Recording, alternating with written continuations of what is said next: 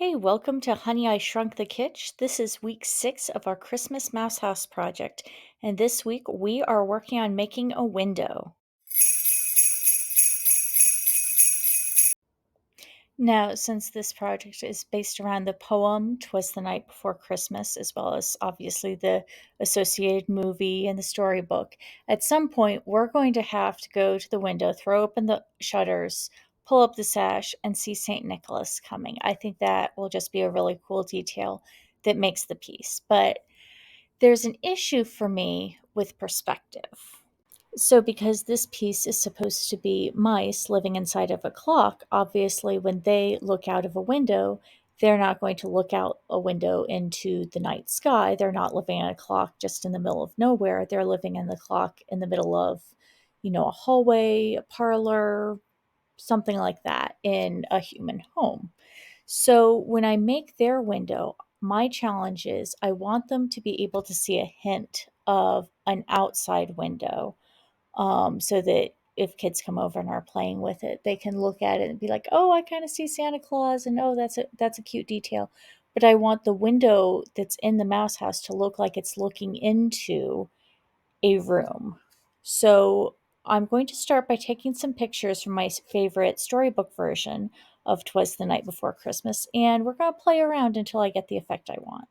I uploaded my images into Canva. I spent a little time resizing them, and then when I had a page full of different images I thought might work for this project, I went ahead and downloaded using the highest quality setting that I could.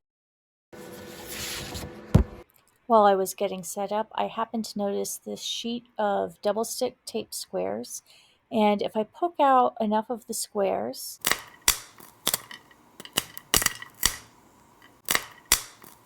I can trim down this leftover grid and make the perfect cute little window pane.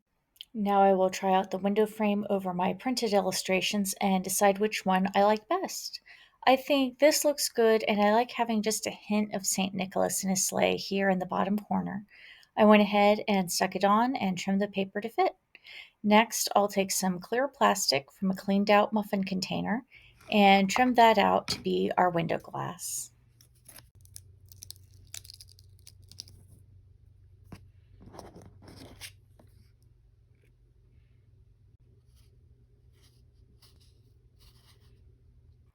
Now it's time to get creative and build the room scene that the mice will actually be looking out into. I have these shutters left over from another project, which is handy. I'm tracing the outline for the shutters on a bit of cardstock, and I'm also going to make a cardboard template for the backside of the shutters. I'm not sure how I'm going to decorate this, the outside of the shutters themselves yet, but I think I'm going to want the scene to be hidden unless the shutters are opened. Now I'm looking back through my storybook, and I've always loved this illustration of the father rushing to the window to see what clatter arose. So I think I can take part of this illustration and make it the surround for my little windows scene.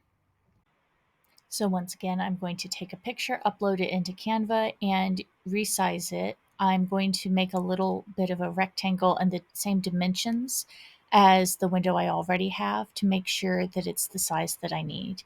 I'm also going to copy a little bit of this wallpaper and enlarge it, because I think if the shutters are going to be opaque, when they open the shutters, I want you to see a little bit of that same wallpaper on the other side. I think that will make it clear that the mice are looking into a room and they have cut away, I suppose, a bit of the wall in order to do that.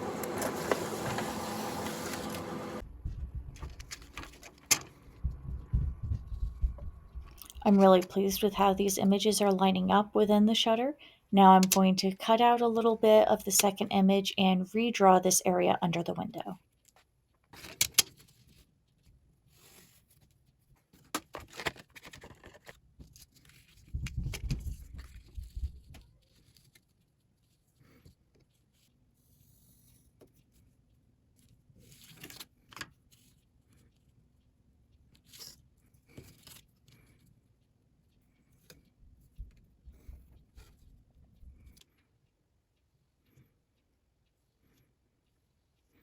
While that bit of paint was drying, I went back to work on the outside of the shutters. I decided to add some knobs with these short pins.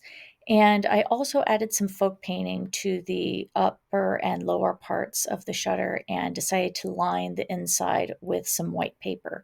I don't have footage of that, but trust me, you're happy you missed it. There was a lot of dithering. Then it was time to start assembly. In order to give it that three-dimensional effect, I simply cut away the window size portion from the remainder of that sheet of double-sided tape, and I was then able to stick on the background scene that I painted, the illustration from the book in the foreground, and it all fit perfectly inside. And here's the finished project. When you open it up, you can see that the wallpaper on the inside just matches the wallpaper in the picture.